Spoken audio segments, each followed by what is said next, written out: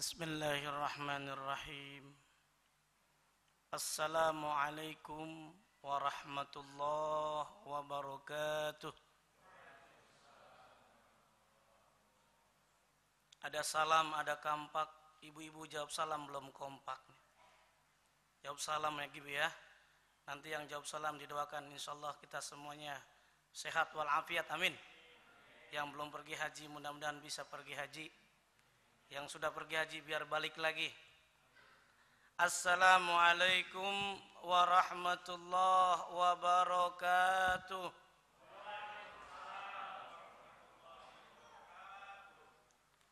Alhamdulillah. Alhamdulillahilladzi amarana biislahi ma'isatina linailis sa'adah wa ridha. Allahumma faqihna fid din, amin. Allahumma faqihna fid din. Allahumma faqihna fid din wa 'allimna ta'wil walhamdulillahi rabbil alamin. Amma ba'd. Faqad qala Allah ta'ala fi kitabihil aziz wa huwa asdaqul qailin. Bismillahirrahmanirrahim. Khudz min amwalihim shadaqatan tutahhiruhum wa tuzakkihim biha al-ayah. Shadaqallahul azim.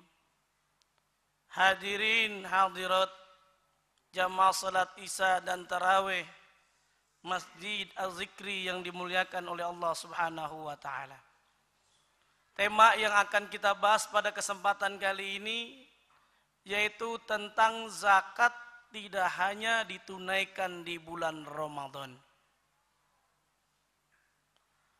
Tema ini sengaja diangkat agar kita semuanya memiliki kesadaran untuk berzakat. Menurut Rasulullah, zakat ini terbagi menjadi dua. Ada yang namanya zakatun nafs, ada yang namanya zakatul mal. Zakatun nafs dikenal oleh kita semuanya namanya zakat fitri. Sudah ditentukan kapan pelaksanaannya. Untuk zakat fitri kita melaksanakannya memang di bulan Ramadan. Batas maksimal sebelum khotib turun dari mimbar. Maka ini batas kita mengeluarkan zakat fitri. Boleh konsumtif, boleh langsung dimakan dengan beras. Kalau di zaman Rasulullah dengan tamar, dengan korma. Oleh karena Rasulullah memerintahkan kita semuanya yang masih hidup untuk menunaikan zakat fitri. Walaupun kita punya bayi, umpamanya ibu baru lahir, tanggal 30 Ramadan, kira-kira wajib zakat fitri atau tidak kira-kira? Wajib zakat fitri karena masih ada nyawa. Farada Rasulullah sallallahu alaihi wasallam zakat al-fitri so'an min tamrin. Kalau zakat fitrah itu ulama umumnya menerjemahkan satu so' sesuai dengan yang kita biasa makan. Yaitu berapa? Kurang lebih 2,5 kilogram atau 3,5 liter yang mana yang dipakai. Ulama menyatakan boleh pakai beras, pakai barang atau dalam bentuk uang. Ini memang kalau zakat fitri di bulan Ramadan. Tapi kalau kita memiliki harta yang dikategorikan zakatul mal, umpamanya punya pertanian. Punya pertanian, saya tanya bapak-bapak, ibu-ibu, panennya biasa setahun berapa kali? 2 kali. Sekarang ada juga setahun 3 kali. Berdasarkan firman Allah surah Al-An'am ayat 141 Allah telah tegaskan. Zakat pertanian itu ditunaikan bukan setahun sekali, tetapi saat panen. Wa atu haqqahu yauma hasadi, tunaikanlah hak keluarkanlah zakat saat kita panen. Ada kajian kontemporer, kalau itu pertanian ditunaikan setahun 3 kali, tidak harus menunggu Ramadan. Kalau panennya umpamanya bulan Muharram, ya ditunaikan di bulan Muharram. Kalau panennya di bulan Rabiul Akhir, ya ditunaikan di bulan Rabiul Akhir. Jangan menunggu di bulan Ramadan. Bagaimana dengan zakat profesi? Bapak-bapak kalau gajian panennya berapa? Setahun sekali apa sebulan sekali? Sebulan sekali. Makanya ulama ada yang mengkiaskan zakat profesi ini seperti zakat pertanian, ditunaikan bukan di bulan Ramadan. Saat kita panen, panen kita berarti 1 tahun 12 kali, berarti tiap bulan kita menunaikan. Bahkan kalau PNS ada gajian 13 ya. Ada yang 14, ada nggak itu? Ini ditunaikan, oleh karenanya zakatul mal dalam kajian kitab fikih itu dikaji ada 2 model. Namanya zakatul mal at-tafsiliyah, ada zakatul mal al-ijmaliyah. Apa itu zakat mal at-tafsiliyah? Zakat harta yang sudah dicontohkan oleh Rasulullah Shallallahu Alaihi Wasallam dan para sahabat. Contohnya apa? Emas, perak, peternakan, pertanian, perdagangan, rikas. Ini yang namanya zakat mal at-tafsiliyah yang secara terinci sudah dipraktekkan oleh Rasulullah. Bagaimana perkembangan ekonomi modern? Umat Islam sudah tidak lagi banyak bertani. Mereka dalam bidang jasa, jadi pengacara, jadi dokter. Oleh karenanya menurut ulama-ulama kontemporer yang telah dipopulerkan oleh Syekh Yusuf Al-Qardawi di dalam kitabnya Fiqhuz Zakah, ditegaskan al-ijmaliyah, seluruh harta yang kita miliki dan itu cukup nisab. Batas kita mengeluarkan zakat, maka wajib ditunaikan zakat. Makanya bentuknya adalah umum, ijmaliyah. Sebagaimana firman Allah lebih cenderung umum. Khudh min amwalihim, ambillah, pungutlah harta mereka. Tidak harta khusus. Sebagaimana yang dicontohkan oleh Khalifah Umar bin Khattab. Pada masa sahabat Abu Bakar As-Siddiq, pada masa Rasulullah, kuda itu tidak dipungut zakat. Yang ada cuma onta, yang ada sapi, kambing, itu yang dipungut. Tapi pada masa Umar bin Khattab melakukan ijtihad. Karena kuda dijadikan komoditas. Kuda menjadi orang kaya raya. Kuda dijadikan alat perdagangan yang sangat luar biasa pada masa itu. Maka pada masa Umar bin Khattab, zakat kuda dipungut. Bahkan pada masa Muawiyah bin Abi Sufyan, termasuk sahabat, kategori adalah sahabat Rasulullah. Ketika menjadi khalifah, dia memungut gaji karyawannya, yaitu sebulan sekali, 2,5%. Yang sangat fenomenal, yang telah ditegaskan oleh Abu Ubaid dalam kitabnya Kitabul Amwal, ditegaskan ada yang sangat luar biasa, yaitu yang terjadi pada masa Umar bin Abdul Aziz. Yang awalnya masyarakatnya miskin, karena sadar berzakat, akhirnya semuanya berzakat, akhirnya ada konsep 4M. Apa itu 4M? Bukan mencuci, mengubur, menguras, bukan. 4M itu merubah mustahik menjadi muzaki.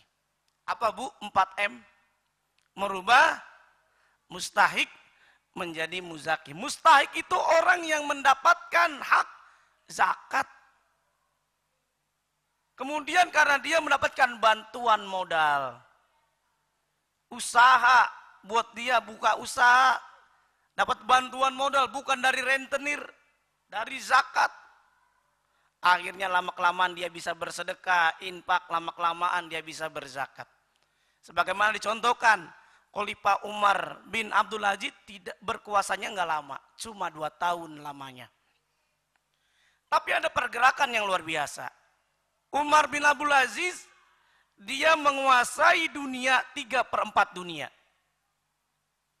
Dari Mekah sampai ke Andalusia, Spanyol, ke Yaman, itu dikuasai oleh kerajaan Umar bin Abdul Aziz. Oleh karenanya hadirin yang dimuliakan oleh Allah Subhanahu wa taala,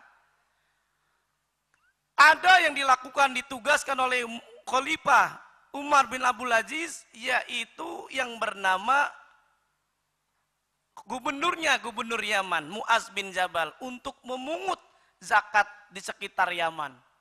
Semester yang pertama, zakat yang dikumpulkan setelah dibagikan, semuanya mendapatkan zakat, orang yang berhak mendapatkan zakat, ternyata masih ada sisa, ada saldo sepertiganya. Kemudian sepertiganya dibalikkan ke pusat. Semester yang kedua ada hal yang menarik. Ternyata kesadaran berzakat meningkat, orang yang awalnya berhak mendapat zakat, dia berzakat, akhirnya ketika zakat dikumpulkan, sisanya adalah setengah. Berikutnya sampai 3/4, yang sampai akhirnya 100% dibalikkan. Ditanya oleh Rasulullah, ditanya oleh Umar bin Abdul Aziz, hai Mu'az bin Jabal, apakah tidak ada satu orang miskin, fakir miskin di sana? Sudah dicari Khalifah, tapi tidak ada yang fakir miskin, karena mereka awalnya miskin jadi kaya raya. Apakah ada di sana orang miskin mau nikah, kemudian nggak punya modal buat nikah? Sudah ada. Ternyata ada konsep yang luar biasa. Zakat bisa digunakan buat nikah. Makanya Bajnas ada program nikah massal, the wedding on the street, nikah massal. Tapi saya pesan kepada adik-adik semuanya yang belum nikah, kalau mau nikah jangan minta dari uang zakat. Walaupun boleh-boleh saja, masih ada yang lainnya. Oleh karena ada hal yang menarik, bagaimana Al-Quran menyikapinya. Ketika bicara tentang zakat, bicara tentang sholat. Sholat disandingkan dengan zakat sebanyak 33 kali diulang. Aqimus sholah wa atus zakat. Dirikan sholat dan tunaikan zakat. Zakat ini di dalam Al-Quran pun ditegaskan lebih bersifat ijmali global. Ya ayyuhalladzina amanu anfiku min thayyibati ma kasabtum, apa saja yang kita dapatkan, profesi apa saja, kalau cukup nisab wajib ditunaikan zakat. Kalau kita puasa, tidak ada hak orang lain, buat diri kita sendiri.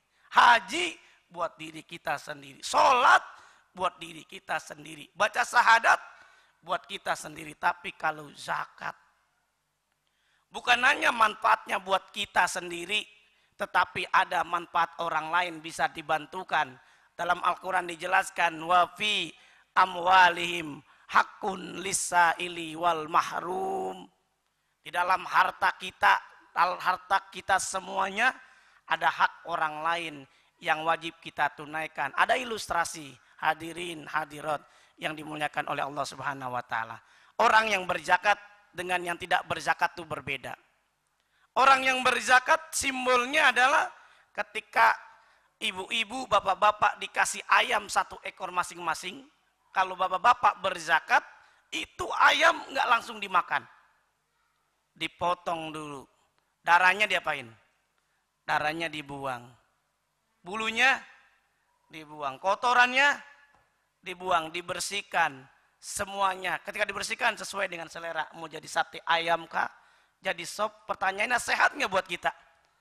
Ini akan menjadi sehat kalau kita berzakat, harta kita menjadi berkah.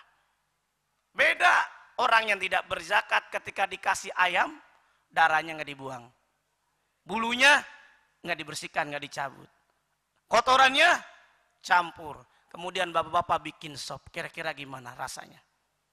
Boleh jadi yang kita perlu renungkan, kenapa kita punya mobil, padahal di parkir tempatnya rame, kenapa yang hilang mobil kita? Yang perlu kita renungkan, boleh jadi kita belum berzakat. Kenapa anak kita udah kita didik supaya didik yang benar, tapi mereka narkoba, nyimeng, pinek, dan seterusnya. Yang perlu kita lihat apakah harta kita sudah kita bersihkan. Kalau jiwa kita bersihkan namanya zakatul fitri. Kalau harta kita yang dibersihkan yaitu namanya zakatul mal. Buat apa semuanya? Agar kita menjadi sehat walafiat.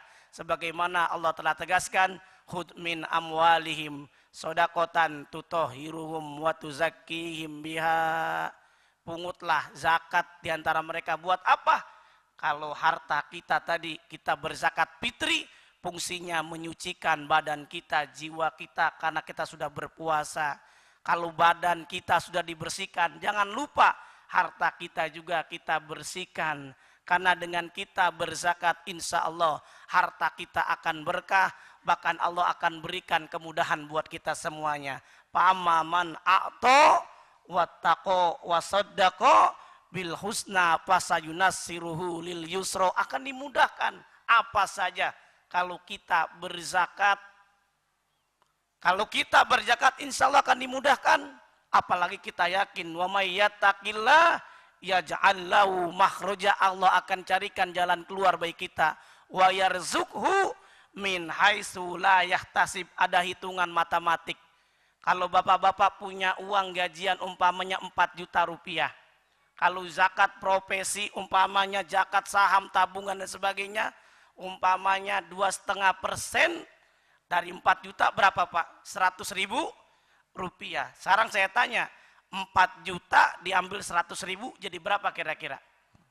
Jadi 3.900.000 rupiah. Ternyata dalam matematika zakat 4 juta diambil 100.000 hasilnya menjadi 4.900.000 rupiah. Dari mana ini? Karena Allah akan melipat gandakan 10 kali lipat minimal, apalagi sampai 700 kali lipat. 100.000 dikali 10 berapa? 1 juta ditambah 3.900.000. Bukankah pernah kita buktikan, yakini saat kita bersedekah 100.000 rupiah, saat kita bersedekah umpamanya 1.000 rupiah, kita habis selesai dari masjid mau makan nih, anak-anak muda mau makan di masakan Padang yang harganya 10.000 rupiah. Udah dimakan, mau bayar, ketemu kawan yang lama dan baik hati, jadi bayar nggak kita? Nggak jadi bayar. Inilah janji Allah, bukan hanya untuk di akhirat tetapi di dunia.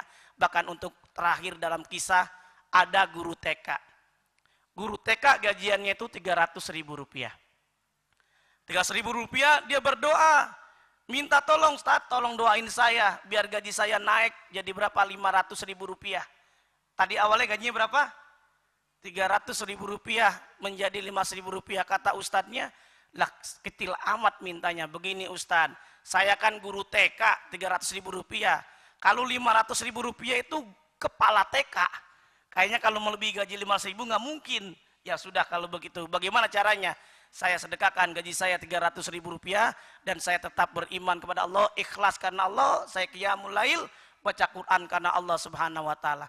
Ternyata 9 bulan berikutnya datang ke Ustadz. Assalamualaikum Ustadz, alhamdulillah gaji saya bukan 500.000 rupiah. Tadi mintanya berapa tadi? 500.000 rupiah. Gaji saya sekarang jadi 7.300.000 rupiah. Alhamdulillah. Ustadznya nanya, dari mana ceritanya? Begini Ustadz, karena kebetulan 3 bulan yang lalu saya nikah sama orang yang gajian 7 juta rupiah. Jadi 7.300.000 rupiah bagi Allah gampang. Boleh jadi Allah kabulkan bukan melalui jalur kita, melalui suami kita, melalui istri kita, melalui anak kita. Bahkan Allah lipatkan bukan hanya 10 kali lipat, sampai 700 kali lipat. Nanti bisa dicek dalam surah Al-Baqarah ayat 261. Ini saja yang bisa sampaikan. Mohon maaf atas segala kekurangan. Akhir kata dari saya, ikan sepat, ikan gabus, ikan lele direndam di air ditambah daun katuk. Lebih cepat, lebih bagus ceramahnya, tidak bertele-tele karena jamaah udah pada ngantuk. buah tomat, buah cempedak, tamat dah. Wassalamualaikum warahmatullahi wabarakatuh.